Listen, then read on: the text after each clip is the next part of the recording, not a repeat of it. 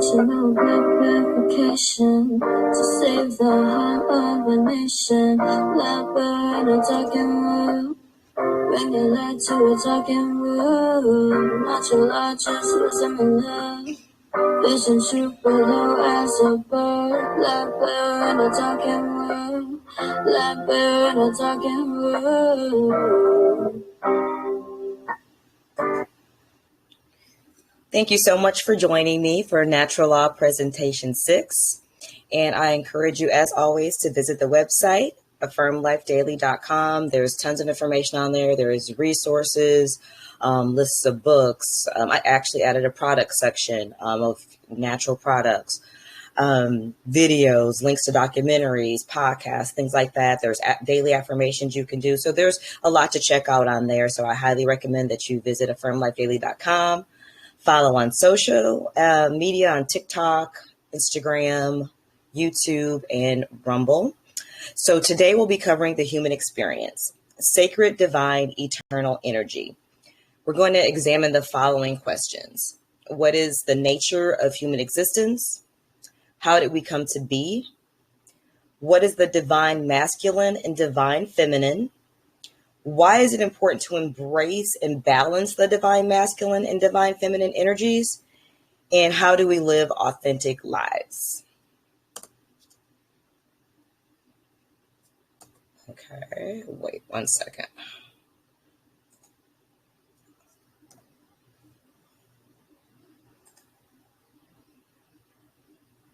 Are you all able to see the presentation right now? Yeah. Okay, great. Mm-hmm. All right, just wanted to make sure. So this is the 6th presentation, like I said. So basically I have, and this is on the website too, if you want to ever read through it to see what's upcoming, but these are the key aspects of natural law that I'm going to cover in this series through the podcast. So we're on number 6, which is we are sacred, divine, eternal energy having a human experience, and we must embody our divine masculine and feminine with authenticity and balance. I'm not going to read through all of these, but like I said, it's on the natural law page of my website. So the first question that we talked about is, what is the nature of human existence? So I'm going to define some terms so that as I'm going through the presentation, we're on the same page when I'm using these terms. And so we'll start with humanity. Humanity is a part of the spiritual one consciousness experiencing seemingly separate existences as souls in human or physical form. The soul. So what is your soul? That is your individuated spiritual essence that animates and permeates the physical human body. Spirit. That can be defined as or looked at as the source energy or the source material of the soul itself. And then, of course, we have the ego. There's a lot of talk about the ego now, especially on social media. What is the ego? That is kind of like the interface between the soul and the physical human body. It's what allows us to delineate self from the whole. Since we are all one, we're all part of the one consciousness, your ego is what allows you to see yourself separately, even though, at the base level, you are just part of the one, but you would not be able to function and grow and learn from this 3D experience on the plane that we're on without the ego, because that allows you to have that feeling and perception of self within that whole. Consciousness, and I'm talking about consciousness as a state of being right here. So that is knowledge and acceptance of the reality and truth of the world around you. And of course, we talk in every presentation a lot about truth. And truth is simply just what is. It is just reality. It is just accepting what is. So what is your soul's purpose? And I'm mentioning here the alchemist, Sarah, and I'm just going to call her Sarah E. because I do not want to butcher her last name. But I'm mentioning her here is because I took some of the concepts and I blended it with my concepts when I'm doing this description. I always like to credit people that I get information from and that I use to help during my learning process with all of this as well, because we're always in a continual learning process. And I also do recommend you checking out her website. It's thealchemist.community. Her podcasts are phenomenal. She also does energy healing, which I got to experience myself firsthand just recently, and it was powerful to say to say the least. So I highly recommend you checking out her website, her podcast, and other information that she shares and services that she offers. But basically, a soul's purpose is ascension and expanding the consciousness. This is part of our evolutionary process. It's actually the entire point or purpose to the human experience. So commitment to truth and introspection, they're both required in order for us to grow. So when a person goes away from their purpose, which is the ascension or evolution, that is termed as descension. They're actually devolving. And this, without fail, you cannot get away from this. That process leads to suffering and degradation of self and society. So growth is a must for ascension. You must be willing and ready to grow. And we talked a lot about growth in the last presentation about responsibility and accountability. So that is, the requirement for ascension. So real growth requires brutal honesty with self and unrestricted introspection. That means looking at those deep, dark, ugly parts, those painful parts, all those things. So admitting when you're wrong, acknowledging your wounds, and honoring your pain are the foundation for healing. Don't let your ego fool you. This doesn't make you weak. It's the epitome of authentic strength. So we have to dig deep. Like I said, you have to look at those dark parts, those parts that, sometimes we're scared to look at, we're scared to deal with. We got to deal with those. We have to look at those and connect with our authentic self and find our inner strength. This is how we start the process of ascending and growing. So I want to just define a couple other terms that we'll be looking at and using a lot during this presentation, which is ascension and evolution. So what is evolution? A process of moving toward truth and connection with source or one consciousness. And again, like always, those terms you can use synonymous with God, source, one consciousness, God, all. I will use those terms interchangeably. Awareness of this process is critical to evolution. Ascension. What is that? The awareness of our conscious evolution. It is when we are aware that we are evolving from base consciousness to unity consciousness while embracing our inherent divinity.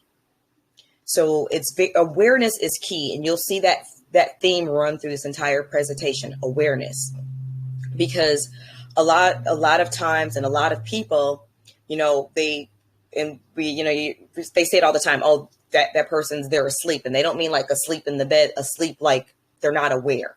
They're not awake. They're not aware in their own life. They're not living a conscious life. So that awareness is critical to any type of evolution, any type of growth. If you're not really aware of what's going on within you and outside of you, how can you even begin that process? So for evolution and ascension, we must connect with our souls and be in communication with our souls. So what is the language of the soul? How does the soul communicate? Our souls do not speak human language. They communicate to us through symbols, metaphors, visions, poetry, deep feelings, and everyday magic. And I really love focusing on that everyday magic because we all get so caught up in the routines of life and the distractions and the anxieties and the pitfalls, especially now. I mean, we're all up against so much pressure and stress, especially if you are awake and you see what's going on around you. It can really make you forget about all the magic around you, just the magic of how nature works, of how we work, of our connections, our deep connections with each other, our deep connections with source. So there's a lot of magic from little to large that is around us every day that we really need to acknowledge. And once we start really being in connection with that and noticing that and vibing with that, that is the language of the soul. So this is why creative expression, meditative states, and connection with nature is so pivotal and important to the human experience.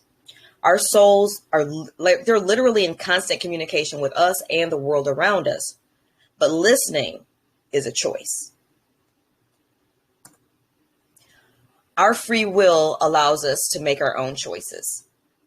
We decide how we want to move through the ascension process through our free will. So it is imperative that we choose wisely. And this is every choice. Every moment we have a choice to just be reactive, go from the subconscious, just do what we always do in any given situation, or actually say, okay, I'm going to be in this present moment. I'm going to be aware. I'm going to use my free will to make this choice. I'm going to say, which direction do I want to go? Do I want to make a choice that represents growth, that represents ascension, that represents healing, that represents my heart center? Or do I just want to make a reactive choice that I really don't think through, that will take me in the opposite direction, towards descension, towards devolving, or just even just staying flat, the same, not and showing that growth? That's the choice we have every day, hundreds of times a day. So free will is inherent to the human experience. We have to move away from being reactive and living from our subconscious. Free will is not truly available to us until we become conscious. How can you use your free will if you're not even present, if you're not at that conscious level? So it is critical. Duality is another major part of our human experience. So duality is a part of our nature and the nature of the universe itself. Mark Passio, another person that I mentioned a lot during my presentations, his website is whatonearthishappening.com. Highly recommend him as well. As always, lots of his videos are featured on my website too, so you can check him out there. But I do recommend you go to his site. There's so much more information there. This man is a wealth of knowledge. I can't stress that enough, how much knowledge this man has. And his podcast, if you're going to listen, which I do recommend, start at one. Do not start in the middle. Do not start at the end. Start at one, because the knowledge builds on each other. But he outlines duality like this. You have your yang, which is solar, masculine, active, analytical, dominant, left brain, aggression. Then you have your yin, lunar, feminine, passive, intuitive, submissive, right brain, compassion. So it is essential that we find balance in mind, body, and spirit with our dual nature, with that yang and that yin. So it's really important that when we don't just, because a lot of times we have that kind of natural tendency to anything that we consider to be bad or dark, whatever, we want to suppress or try to omit, like it's not there, like it's not part of us. So we don't get the benefit of healing or transmuting or growing because we're in a state of denial or suppression. So it's really important that we accept all the parts of ourselves and look for balance. So this is directly related to the Hermetic principle of polarity. The law of polarity is as follows. Everything is dual. Everything has poles. Everything has its pair of opposites. Like and unlike are the same. Opposites are identical in nature, but different in degree. Extremes meet. All truths are but half-truths. All paradoxes may be reconciled. Now, if you have never studied the Hermetic principles, which I definitely recommend you do, and I do have a book listed on my resources page of my website. That is a great book to read if you want to learn more about the Hermetic principles, because they constitute how the universe operates. But this law of polarity, it can seem like what are you talking about? Like that it didn't make any sense, how opposites the same and things like that. So basically what it's saying is that, yes, everything, it has an opposite. You can't get around that, which is like I was talking about with the duality within ourselves. Everything has its opposite, but all paradoxes may be reconciled. And the opposites are the same thing, just vary in degree. So let's talk about it through examples, and that'll make it more clear and understandable. So we truly come to know ourselves best through opposites. Polarity is necessary for our growth and discernment. So look at these opposites: spiritual and physical. Would the physical world or the spiritual world make much sense to you without the other, and to have that in comparison to? Or light and darkness? Would you really be able to grasp what darkness is if you've never experienced light? So that's the principle of polarity. So when it says that they are identical in nature, so let's take the light dark, for example. So we start in the middle where we say, okay, this is mid-range light, perfect medium light. If you go this way, you're going towards darkness to, out to infinity. You go this way, you go towards light, out to infinity. It's the same spectrum. It's the same continuum. It's just different in degree. So that's what they mean by that. And that through understanding that and through the embodiment and also through transmutation, all paradoxes can be reconciled as we ascend, as we evolve. We're able to reconcile those within ourselves and reconcile those without. So as we evolve and ascend, we integrate and balance the polarities within us.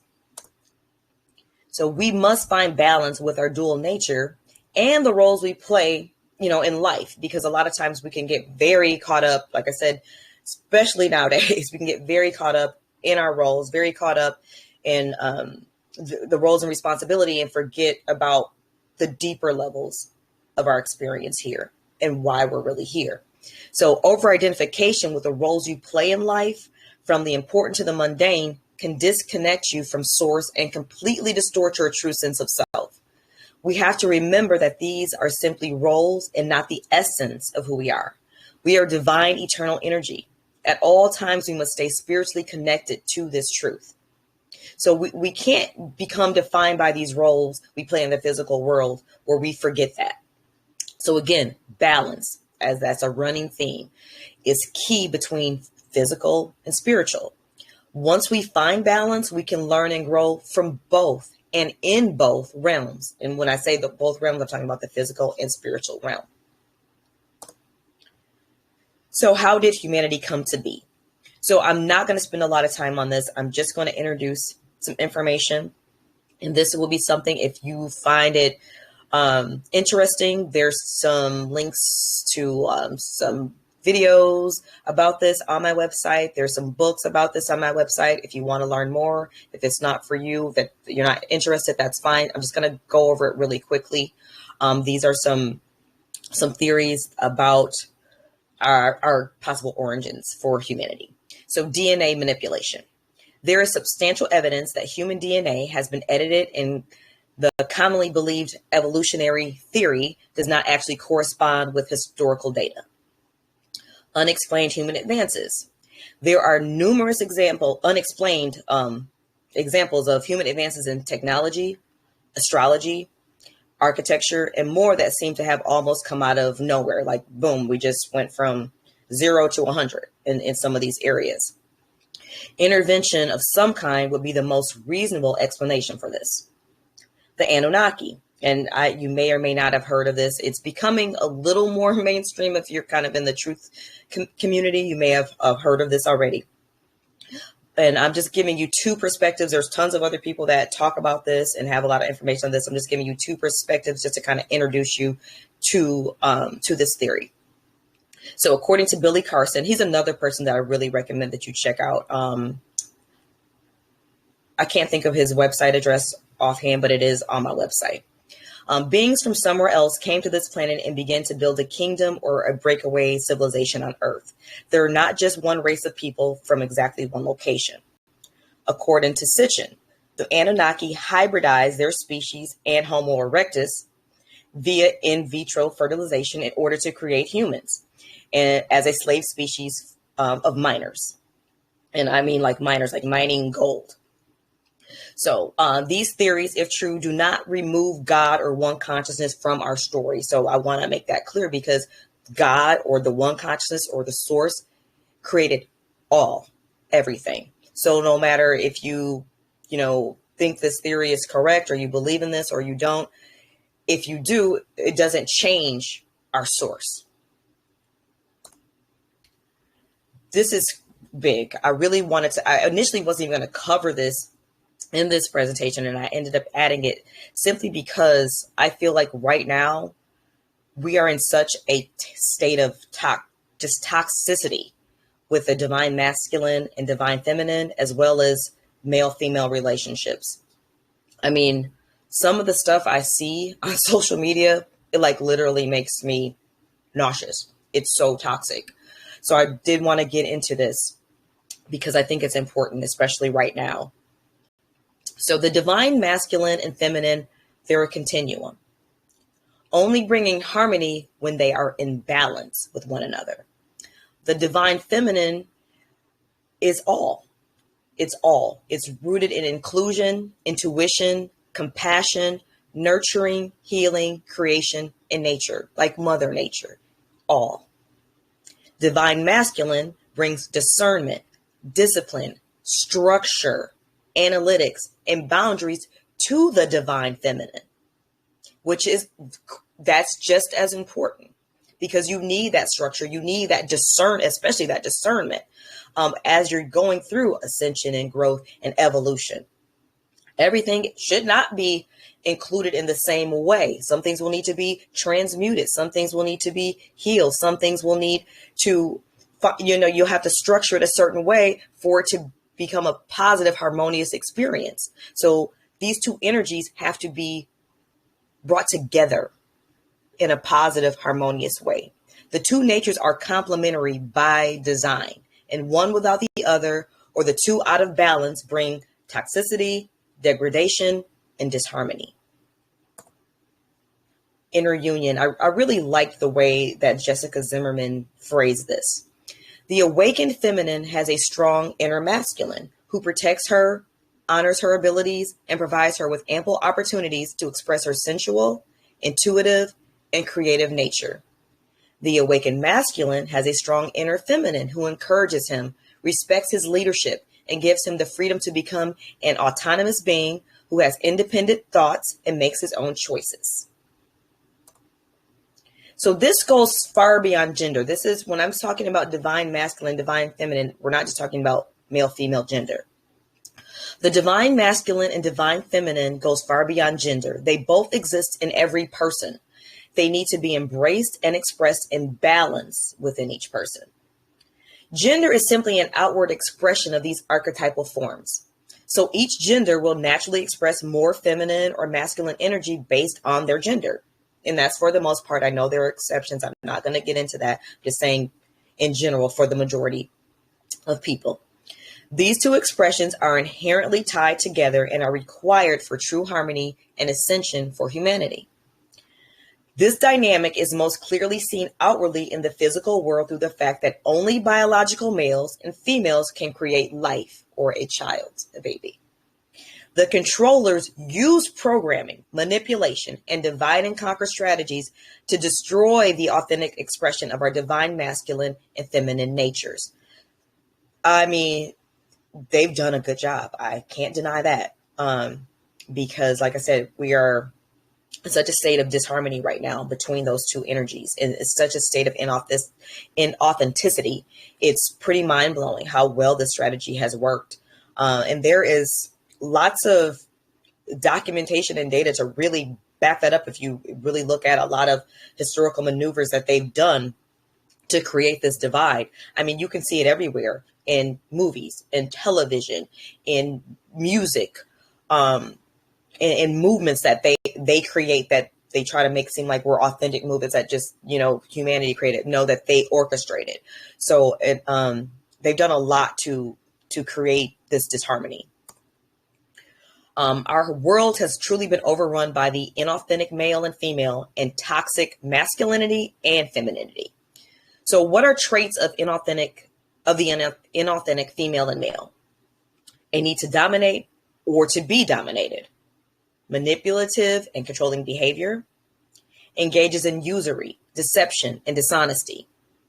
Views their partner as a resource instead of a valuable spiritual being. Little to no desire to do shadow work, heal, or grow. Hyper focused on consumerism, materialism, and physical appearance. Not engaged in right livelihood. We talked a lot about right livelihood in a previous presentation. That is super important. How you earn your money. It is not okay to use, I have to make a living as an excuse to harm others. That is not right livelihood. And that does have karmic repercussions and societal repercussions when people are willing to do that for $1. Deeply rooted in ego and disconnected from truth and spirit. These are the traits of the inauthentic male and female. And I don't think I have to go any further by saying, yeah, we're clearly overrun by this in society.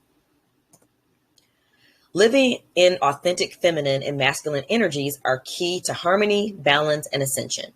So what are the traits of an authentic female? Well, she embraces her masculine energy, but is not dominated by it. She embodies her natural abilities to heal, guide, and nurture self as well as others. Lives from her heart center and honors her intuition. Shows compassion. She shows care. She shows empathy for herself and for others. She respects rather than fears the divine masculine. That's a big one, because the few, authentic males that are out here that, are deeply rooted in their divine masculinity, the average woman finds that so foreign. She thinks that that's toxic masculinity. That's how backwards and inverted, which is what they do and try to invert everything. That's their thing, is inversion. That's how inverted the society has become. What else does she do? She recognizes the complementary nature of the masculine and feminine. Again, it's a continuum. They go together. She respects her divine nature and understands her worth is beyond monetary value. That is something that I'm seeing more and more of in our society, is women who, I don't know another kinder word to put it, but are willing to prostitute themselves for money or for resources. I don't really know how else to put it. When you are carrying on a relationship with someone strictly because that's what they're providing you, or that's your main reason that you're with them is for what they're providing you monetarily, that's what that is. And you're not really seeing the inherent value to that person. And you're not seeing, more importantly, your own inherent value. If you think that you as a beautiful energy, eternal, sacred, divine spirit could be bought that way, you don't see your own value, which is even worse. So what are the traits of an authentic male? He embraces his feminine energy, but again, is not dominated by it. Embodies his natural abilities to analyze, protect, lead, and be assertive. He also will live from his heart center and balance that with logic. Shows discipline in thought and in action. Respects rather than fear or try to dominate over the divine feminine. He recognizes the complementary nature of the masculine and feminine. That's on both lists because that is key. We have to recognize that complementary nature. And he also expresses responsibility, respect, honor, and purpose in his life consistently. That purpose is important because that purpose is going to be that driving force that keeps you on that road to ascension, to evolution, to growth, brings that service to humanity out in you as a man. So that purpose is huge. And a lot of people, just kind of go day to day, going through the motions, going through the routine, doing what you're supposed to do, never really even getting in touch with themselves enough to even find their purpose. So how do we get to this place? How do we live authentic lives? Well, authenticity is based in love. It is absolutely based in love. So we live in truth and integrity. We be of service. And when I say of service, I don't mean, go around in a maid's outfit and, wait hand and foot on everyone around you and forget about yourself and not take care of yourself, or, let people use you or take advantage of you. That's not what I mean by service. What I mean by service is we all have inherent gifts or things that just, you could just tell that it's something just in you, within you, God given. So say your gift or your talent is singing. You can be of service with that talent because your voice or your music or your songs or whatever instrument you play, whatever, can help someone maybe heal emotionally, can ignite their spirit, help them get more in touch with their heart center. It can do a lot of things. So being of service can come in a lot of different forms and a lot of different packages, but it is a very important part of the human experience to make sure you are being of service to both yourself, but humanity, and not even just humanity, the world, nature, all of it as a whole. And also we need to stay in tune with our heart center. We talked so much about heart center in the last presentation and how powerful it is and what a large field your heart creates, so much larger than your brain. So that is truly our powerhouse, our superpower is that heart center. So we have to stay in tune and in touch with that. We have to accept all parts of self, the light and the dark. Live in sovereignty, that is self-governance. We talked a lot about that in the last presentation too, because that presentation was about accountability and responsibility. Without those two things, you can never get to a state of sovereignty because you don't even want to be responsible for yourself. You don't want to be accountable for the choices that you make. So this is a key part of living an authentic life, is living in a state of sovereignty, of both physical sovereignty and spiritual sovereignty. We have to continue on a path of evolution and growth. That's a continual path. It's a continual experience. And it's a very beautiful experience once you truly embrace it and are willing to do the work. And then lastly, we have to balance the divine masculine and feminine within self. Once we do that within self, each person doing that within self, then it automatically is throughout humanity. And I love this quote by Bob Marley. The greatness of a man is not in how much wealth he acquires, but in his integrity and his ability to affect those around him positively. I think that's just beautiful, because how often these days do you even see a person that lives in their integrity? And people underestimate the power of living in integrity and the effect that that has on everyone around them.